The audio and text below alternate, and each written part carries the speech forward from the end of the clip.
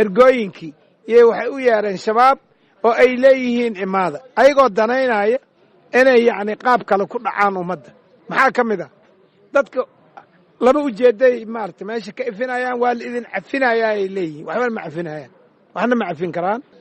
waxay wataan inay dhaqaale ka gurtaan dadka si ay dhaqaale u helaan inay lacag ka qaataan haddii kale ay ka qaadaan qori askariga ay qorteen ay u laayihiin macnaha inay qoriga ka qaadaan nin walba idhaa hal qori iyo booshkiisa kaan berrina asiga lagu dilo macnaha ra'yiga ay wataan waa kaas waan dareemi karnaa waana garanaynaa kuwii ugu horreeyey oo magaalada baydhabo soo galayna waa la soo qabtay hadda xabsigay ku jiraan xukunkeedana waa loo dhammaan doonaa waadna arki doontaan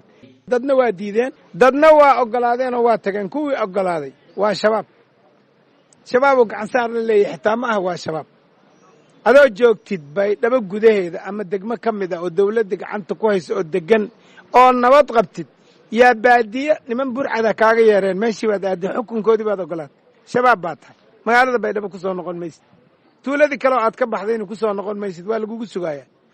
dhibaatadii ay shabaab kuu geysteen mid la-eg ama ka sii weyna annagana kuu geysanaynaa tanna go'aankeeda waa laisku raacay waa lagu heshiiyey inuu shabaab yahaana loo aqoonsaday taasuna micnaheeda waa saas